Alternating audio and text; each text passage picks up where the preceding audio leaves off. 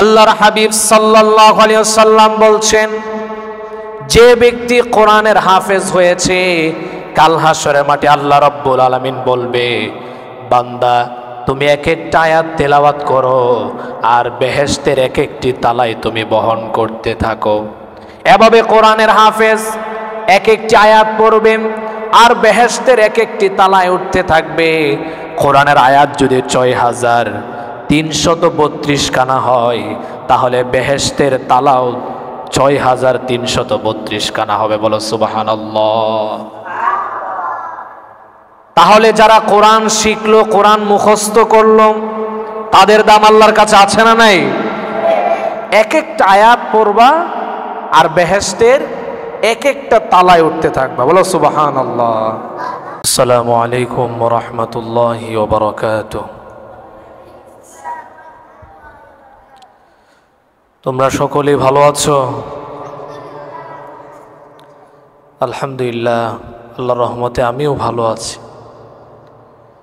তো আজকে তোমাদের সাপ্তাহিক সেমিনার, অর্থাৎ তোমরা পুরা সপ্তাহে পড়াশোনা শেষ করার পর প্রতি বৃহস্পতিবারে সাপ্তাহিক জলসা হয়।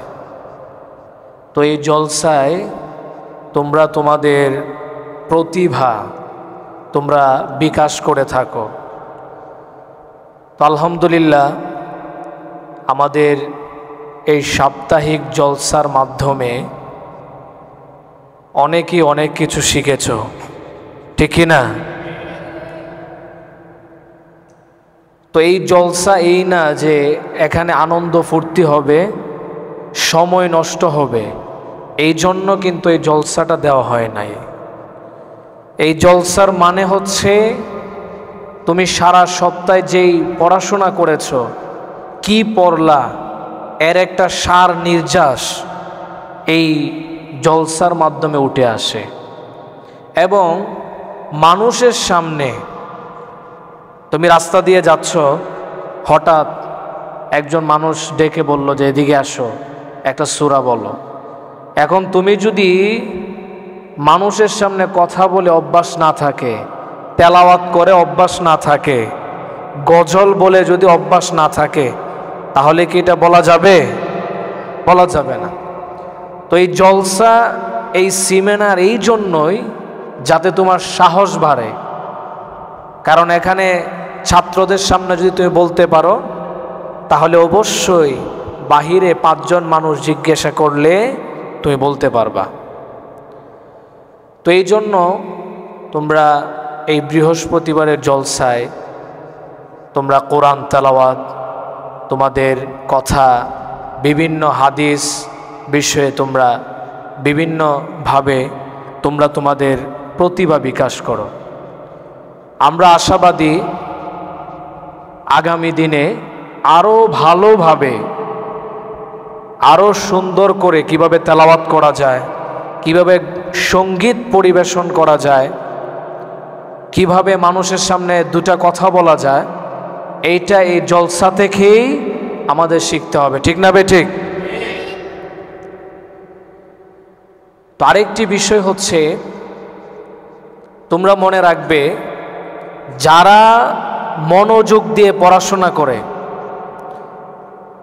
যারা মনোযোগ দিয়ে পড়াশোনা করে তাদেরকে কিন্তু উস্তাদ, হুজুর, ছাত্র সবাই মোহাব্বত করে, ঠিক না বেঠিক? এই জন্য মাদ্রাসার যে শিক্ষা, এটা কিন্তু অন্য অন্য শিক্ষা প্রতিষ্ঠানের মতো না। তোমরা কখনোই হীনমন্যতায় ভোগা যাবে না, নিজেদেরকে ছোট মনে করা যাবে না যে আমরা মাদ্রাসায় পড়াশোনা করতেছি। কত মানুষ স্কুলে পড়ে, কলেজে পড়ে, ভার্সিটিতে পড়ে, কিন্তু আমরা মাদ্রাসায় পড়ি, এটা কেমন? নিজেদেরকে ছোট মনে করা যাবে না। কেন মনে করা যাবে না? এর কারণ হচ্ছে এটা এমন একটা বাগান, এটা এমন একটা শিক্ষা প্রতিষ্ঠান, এটা এমন একটা মাদ্রাসা, যেই বাগান, যেই মাদ্রাসাকে স্বয়ং আল্লাহ এবং আল্লাহর রাসূল ভালোবাসে। বলো সুবহানাল্লাহ। তাহলে এই শিক্ষা প্রতিষ্ঠানের মতো ভালো শিক্ষা প্রতিষ্ঠান পৃথিবীতে আর কেউ কোনোটা আছে? আর কোনোটা নাই। শুধুমাত্র যেখানে কোরআন পড়া হয়, যেখানে নবীর সুন্নাহ শেখানো হয়, এর থেকে ভালো শিক্ষা প্রতিষ্ঠান পৃথিবীতে আর একটাও নাই।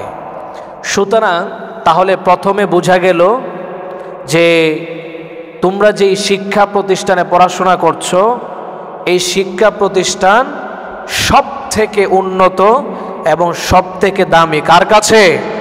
আল্লাহর কাছে। তো এক নাম্বার বিষয় বলছি, যেই শিক্ষা প্রতিষ্ঠান কেন দামি? কারণ এখানে কোরআন পড়ানো হয়, এখানে হাদিসের শিক্ষা দেওয়া হয়। এই প্রতিষ্ঠানগুলো দামি কেন? শুধুমাত্র কোরআন এবং হাদিসের জন্য। সুতরাং তোমরা যেই প্রতিষ্ঠানে পড়ছো, তাহলে বোঝা গেল কি পৃথিবীর সমস্ত শিক্ষা প্রতিষ্ঠান থেকে এই শিক্ষা প্রতিষ্ঠানগুলো অনেক দামি, ঠিক না বেঠিক? দ্বিতীয় নাম্বার বিষয় হচ্ছে, যারা স্কুলে পড়ে তারা কিন্তু কোরআন পড়ে না, হাদিস পড়ে না। মাদ্রাসায় তোমরা কোরআন পড়ো, হাদিস পড়ো, এই জন্য আল্লাহর কাছে সব থেকে বেশি দামি। কারণ কোরআন হচ্ছে এমন একটা কিতাব, এমন একটা বই, পৃথিবীতে এই কোরআনের থেকে অন্য কোনো বইয়ের মূল্য নাই। অন্য কোনো বই আছে এমন? এমন দামি কিতাব আর একটাও আছে? এই জন্য এই মাদ্রাসায় যারা কোরআন পড়তেছো, এটা দামি হওয়ার কারণে তোমাদেরকে আল্লাহ তাআলা দামি বানিয়ে দিয়েছে। বলো সুবহানাল্লাহ। আল্লাহ রাব্বুল আলামিন বলছেন, ইন্নামা ইয়াখশাল্লাহা মিন ইবাদিহিল উলামা। নিশ্চয়ই আল্লাহ বলছেন, আমি আল্লাহকে ভয় করে আলেমরা, উলামারা। সুতরাং কোরআন না পড়ে, কোরআন না শিখে কেউ কি আলেম হতে পারে? কেউ আলেম হতে পারে না। সুতরাং আলেম হওয়ার জন্য প্রথম শর্তই হচ্ছে কোরআনকে বিশুদ্ধভাবে পড়া, ঠিক না বেঠিক? তাহলে যারা আলেম হবে তাদের দাম আল্লাহর কাছে আছে না নাই? আছে। দ্বিতীয় নাম্বার, সহিহ বুখারীতে এসেছে, খায়রুকুম মান তাআল্লামাল কুরআনা ওয়া আল্লামা। তোমাদের মধ্যে সর্বোত্তম ওই ব্যক্তি যে কোরআন শিখে এবং শিক্ষা দেয়। বিশ্বনবী কি বলছে? সর্বোত্তম কোন ব্যক্তি? যে কোরআন শিখে এবং শিক্ষা দেয়। তাহলে তোমরা যে কোরআন শরীফ এখানে শিখছো, তাহলে নবীজির হাদিস অনুযায়ী পৃথিবীর সমস্ত ছাত্রদের থেকে তোমাদের দাম আল্লাহর কাছে কম না বেশি? বেশি। এবং যারা পড়াচ্ছে তোমাদের উস্তাদ বৃন্দ, তাদের দামও এই দুনিয়ার সমস্ত এমপি, মন্ত্রী, ম্যাজিস্ট্রেট সবার থেকে আলেমদের, কোরআন পড়ানেওয়ালার দাম আল্লাহর কাছে বেশি। বলো সুবহানাল্লাহ। তাহলে তোমরা তো এতটুকু বুঝতে পেরেছো যে অন্য অন্য প্রতিষ্ঠান থেকে তোমাদের দাম আল্লাহর কাছে কম না বেশি? এবং দুনিয়ার মধ্যেও আলেমদের দাম আছে না নাই? এই যে যারা মসজিদের ইমাম, মসজিদের খতিব, মুয়াজ্জিন এবং পাশাপাশি মাদ্রাসার শিক্ষক, তাদেরকে মানুষ সালাম দেয় কি দেয় না?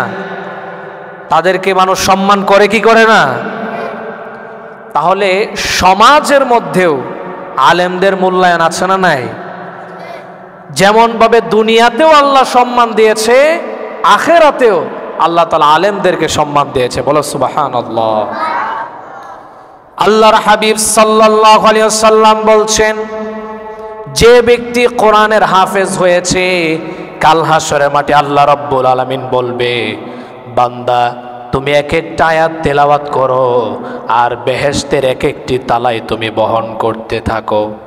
এভাবে কোরআনের হাফেজ এক একটি আয়াত পড়বে আর বেহেশতের এক একটি তালায় উঠতে থাকবে।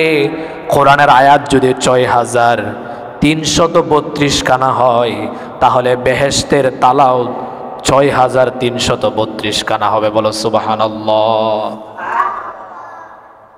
তাহলে যারা কোরআন শিখলো, কোরআন মুখস্থ করলো, তাদের দাম আল্লাহর কাছে আছে না নাই?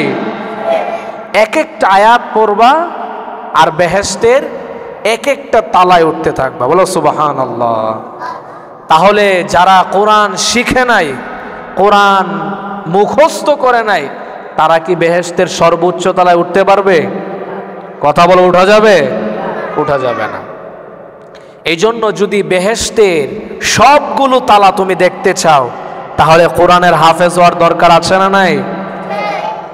এবার আসো, কোরআনের হাফেজ যারা হবে শুধু কি তাদেরই মূল্যায়ন, নাকি তাদের পিতা মাতাদেরও সম্মান আছে না নাই?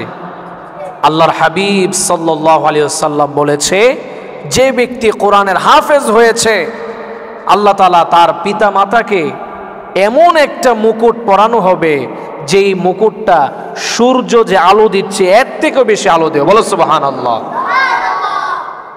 এই যে সূর্য অনেক আলো দেয় না? অন্ধকার দেখা যায় সূর্য উঠলে, না সব আলোকিত হয়ে যায়? এখন পুরা সূর্যটাকে যদি এই মসজিদের ভিতরে ঢুকিয়ে দেওয়া হয়, কেমন আলোকিত হবে? বিশাল না? অনেক আলোকিত, তাকানোই যাবে না। আল্লাহ রাসূল বলছেন, একজন কোরআনের হাফেজকে, কোরআনের হাফেজদের মা বাবার মাথায় এত আলোক সজ্জা আল্লাহ তাআলা মুকুট দিবে, যেটা এই সূর্যের আলো থেকেও বেশি, বলো সুবহানাল্লাহ। শুধু তাই না, যারা কোরআনের হাফেজ হবে তাদের পিতা মাতাকে আল্লাহ তাআলা বেহেশতে যাওয়ার সময় ৭০,০০০ ফেরেশতা সেলুট করতে থাকবে, বলো সুবহানাল্লাহ। তাহলে কোরআনের হাফেজ হওয়ার দরকার আছে না নাই? এখন যারা কোরআনের হাফেজ হয়ে ভুলে যায়, তাদের শাস্তি আছে না নাই? তুমি কোরআনের হাফেজ হয়েছো, কিন্তু একবারই তুমি পড়ো না, একেবারেই পড়ো না, দেইকে দেইকে পড়ার মতো যোগ্যতা তোমার নাই। যদি এমন কোনো ব্যক্তি হয়ে যায়, তাহলে তার জন্য আল্লাহ রাসূল সাল্লাল্লাহু আলাইহি ওয়াসাল্লাম হুঁশিয়ার বার্তা দিয়ে গিয়েছে, যে ব্যক্তি এমন ভুলা বলল যে দেখেই পড়তে পারে না, এটা আল্লাহর গজব। সুতরাং কবরে গেলে তার কবিরা গুনার শাস্তি পেতে হবে, কথা বলো ঠিক কিনা? এই জন্য তোমরা যারা হেফজখানা পড়াশোনা করছো, মনে রাখতে হবে, এই কোরআন যার যত বেশি মুখস্থ থাকবে, যত বেশি হিফজ থাকবে, তার মনের মধ্যে একটা আলাদা ভালো লাগা ফিলিং কাজ করবে, কথা বলো ঠিক না বে ঠিক?